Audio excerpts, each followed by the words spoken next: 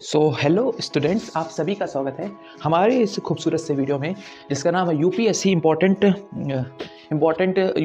Topic series. आज मैं Mukund worry लेके आ गया हूँ आपका फंडामेंटल राइट का टॉपिक। स्टूडेंट्स, मैंने यहाँ पे आपको आर्टिकल नंबर 12 और आर्टिकल नंबर 30 मैंने आपको बहुत ही अच्छे से समझा दिया है। आशा करता हूँ आपने वो वीडियो देख लिया होगा, नहीं देखा तो आपको लिंक डिस्क्रिप्शन में मिल जाएगा। आज हम लोग पढ़ेंगे आर्टिकल नंबर 14 के बारे में। तो हमारा यहाँ पे आर्टिकल नंबर 14 आपको क्या कहता है मैं आपको समझाऊंगा और इसका मतलब क्या होता है। देखिए स्टूडेंट्स, आर्टिकल नंबर 14 का मतलब होता है राइट टू इक्वालिटी। ये आपने पढ़ा होगा। अब ये है क्या भाई? देखो, राइट टू इक्वालिटी का मतलब होता है यानी कि समानता का अधिकार। समानता यानी सब बराबर हैं, कोई हिंदू है, कोई मुस्लिम है, कोई कास्ट है, कोई ऐसे कास्ट का अलग कास्ट का, जो भी है उसके, यानी कि अगर मान लो इन्होंने कोई गलती की है तो इनको बराबर में पनिशमेंट मिलेगी। ये नहीं कि कोई हिंदू है तो उसको इतनी कम, मुस्लिम है तो इतनी कम, ये नहीं क्रिश्चियन है ऐसा कुछ नहीं। या मान लो फॉर एग्जाम्पल कोई मान लो रिक्शे वाला है, उसने मान लो कोई गलती की है, या फिर अडानी बम्बानी की सिर्फ बहुत पैसे वाले ने गलती की है तो भाई रिक्शे वाले ने की तो बहुत ज़्यादा गलती, उसको ज़्यादा सजा दे दो, बम्बानी ने की तो कम कर दो। नहीं, ये समानता होती है कि मान लो अगर मान लो आर्टिकल नंबर सेक्शन आईपीसी 300 मतलब जो भी आईपीसी की धाराएं होती हैं उसके तहत अगर आपको फांसी होती है तो अगर मान लो रिक्शे वाले ने मान लो कोई गलत काम किया है, उससे किसी का मर्डर किया है तो उसको फांसी अगर होनी है तो होगी। बम्बानी ने किया है तो बम्बानी को भी वही होगी। ये नहीं कि बम्बानी को 2 साल में छूट जाएगी, नहीं। लॉ इज सुप्रीम, यानी कि इक्वालिटी सबके लिए बराबर है। Right to equality is very very important. आशा करता हूँ आपको समझ में आया होगा कि भाई राइट टू इक्वालिटी का मतलब क्या होता है, आर्टिकल नंबर 14 का मतलब क्या होता है। अब इसका 3 पार्ट्स होते हैं, इक्वालिटी बिफोर लॉ, ठीक है, रूल ऑफ लॉ और इक्वल प्रोटेक्शन ऑफ लॉ। हम लोग एक एक करके सब समझते हैं। देखिए, इक्वालिटी बिफोर लॉ का वही मतलब होता है कि भाई no one is above the law. अब मैं आपको उसको समझाता हूँ, ठीक है, ओके। और ये एक तरह का ये कहाँ से हमने लिया था? हमारे इंडियन कॉन्स्टिट्यूशन में, ब्रिटिश कॉन्सेप्ट है ये, ठीक है। और ये एक तरह का निगेटिव कॉन्सेप्ट भी है, ठीक है। तो no one is above the law, ये ब्रिटिश से हमने लिया है, ब्रिटिशर से लिया है, और साथ में हमने यहाँ पे इसका निगेटिव कॉन्सेप्ट भी है। अब ये हम लोग समझते हैं पॉइंट वाइज। मतलब इक्वालिटी बिफोर लॉ का मतलब होता है कि भाई लॉ से कोई बड़ा नहीं, law is supreme, law is king, ठीक है। No one is above the law, अब लॉ ही सबसे बड़ा। पहले ज़माने में क्या होता था आपको पता है कि भाई राजा ही सब कुछ होता था, राजा ही कानून बनाता था, राजा ही सब कुछ करता था और राजा ही सजा सुनाता था अपने हिसाब से। लेकिन अब क्या है, लॉ से बढ़कर नहीं है। प्रधानमंत्री हमारे मोदी जो है ना, लॉ से बढ़कर नहीं है, ठीक है। लॉ ही सब कुछ है, नियम लॉ सब कुछ है, ठीक है। ये बहुत इंपॉर्टेंट चीज़ है, ठीक है। तो ये होता है। और यहाँ पे ये चीज़ का, और मैं आपको एक और एग्जांपल आपको देना चाहता हूँ। जैसे आप कोर्ट गए होंगे तो आपने कई मूवीज और फिल्मों में भी आपने देखा होगा कि एक लेडी जस्टिस रहती है, एक मतलब औरत रहती है, उसके यहाँ पे काली पट्टी बंधी रहती है और 2 तरफ तराजू रहते हैं। इसका मतलब क्या होता है? यही सबसे बेस्ट एग्जांपल है। देखो, जो पट्टी लगी रहती है वो ये बताती है कि जो मतलब वो लेडी जस्टिस सिर्फ और सिर्फ लॉ को देख रही है। अब ये नहीं देख रही है कि वो बूढ़ा है, काला है, गोरा है, अमीर है, गरीब है। अगर उसने गलती की है तो उसको लॉ के तहत, जो लॉ के अंदर सजा वो है, वो दी जाएगी, ठीक है। ये चीज़ समझ में आई? यानी कि वो जो पट्टी है वो ये दर्शाती है कि वो सिर्फ और सिर्फ लॉ को देखेगी और कुछ नहीं देखेगी वो, ठीक है। अंधी है कि ये है वो है, ऐसा नहीं, सिर्फ लॉ, जस्टिस वही प्रिवेल करेगी। दूसरी बात, जो आपके जो 2 तराजू होते हैं, तो ये भी बोला गया कि मतलब एविडेंस, मतलब वो देखेगी कि भाई एविडेंस क्या है, ठीक है। एविडेंस बताता है कि एविडेंस का किसने क्या गलती की। बिना एविडेंस के मैं कैसे दे दूं सजा? अपने मैं मान लो इससे छोटी मोटी गलती की मैं उसको फांसी की सजा दे दूंगी? नहीं, ये इसका मतलब है। यानी कि ये सारी बातें ही बताती है कि भाई कोई मतलब लॉ से बड़ा नहीं है। कॉन्सेप्ट एविडेंस, यानी कि एविडेंस के बेसिस पे हम सजा सुनाएंगे, ऐसे नहीं कोर्ट सजा सुना दी जाती है। तो ये बहुत ही इंपॉर्टेंट चीज़ है, आपको समझना होगा, ठीक है। तो अब दूसरी बार हमें समझना होगा इक्वल प्रोटेक्शन ऑफ लॉस। अब इसको अगर समझ गए तो ये समझ जाओगे, सब समझ जाओगे। ये यहाँ पे एक वर्ड है निगेटिव कॉन्सेप्ट, ये भी समझ जाओगे। इक्वल प्रोटेक्शन ऑफ लॉ, ये हमने कहाँ से सुना? ये हमने कहाँ से लिया है? यूएसए से लिया। कहाँ से लिया है? यूएसए से। ये क्या कह रहे हो सर? ये क्या होता है? देखो फॉर एग्जाम्पल, मान लो फॉर एग्जाम्पल कोई लेबर है, उसने मान लो कोई गलती की है, ठीक है। और मान लो यहीं पे मान लो उससे कोई गलती की, उसका जुर्माना आया मान लो 1.5 लाख रुपया। और कोई बहुत ही पैसे वाला घर का है, उसने मान लो गलती की, उसका भी जुर्माना सेम आया कि भाई 1.5 लाख रुपया। किसके इस्तेमाल करके? इक्वालिटी बिफोर लॉ के कॉन्सेप्ट से कोर्ट ने सजा सुना दी कि भाई लॉ से बड़ा नहीं, लॉ ने कहा है कि इस सजा के लिए इतना पैसा इतना जरूरी है। तो वो जो गरीब घर का लेबर जो पाई करके वो जोड़ता है, तो यहाँ पे तो, और जो अमीर घर का वो तो तुरंत दे देगा, वो छूट जाएगा। लेकिन अगर वो तो गरीब वाला कैसे करेगा?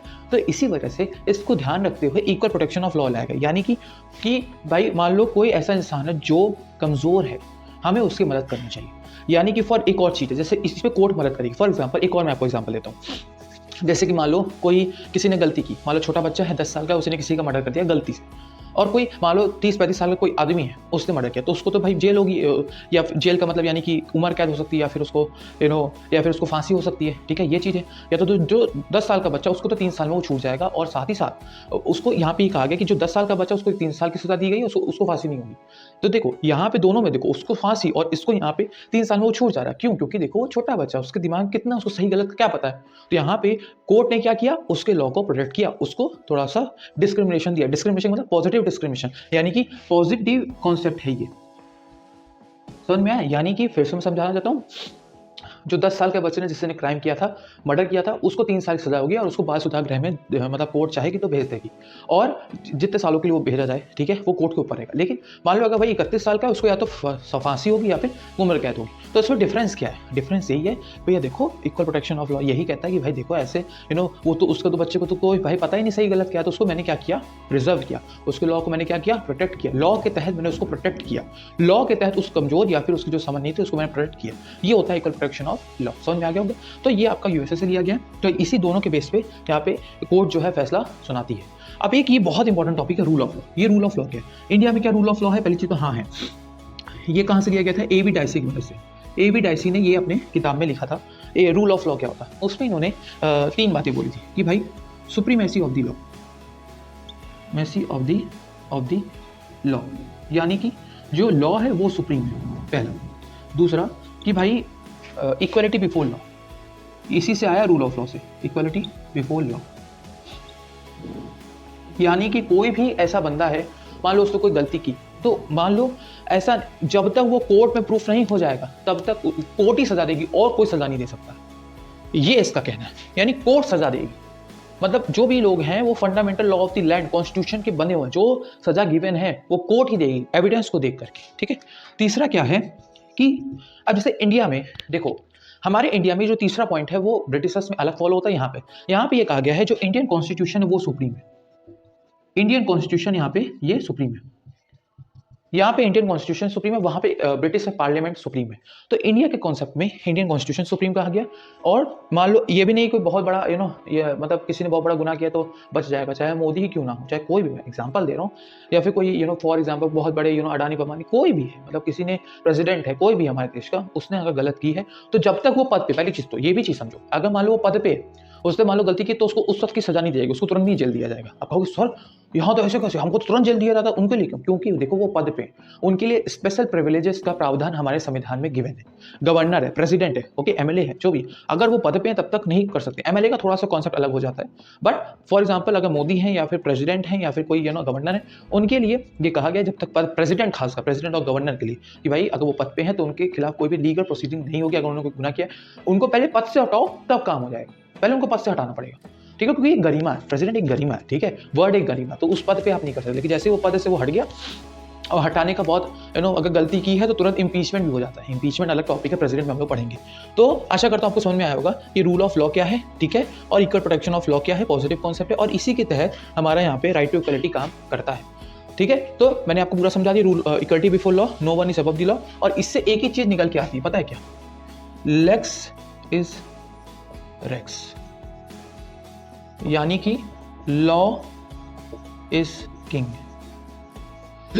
बस, और कोई चीज नहीं है मतलब इस दुनिया में, ठीक है। तो आशा करता हूं आपको समझ में आया होगा कि भाई क्या होता है article number 14, equality before law, rule of law, equal protection of law. इससे बाहर का कोई क्वेश्चन नहीं पूछा जाएगा, और ये सबके लिए था, ये टॉपिक सिर्फ यूपीएससी एस्पिरेंट्स के लिए नहीं, सबके लिए जानना बहुत जरूरी था। तब तक के लिए जय श्री राम, जय हिंद, जय भारत।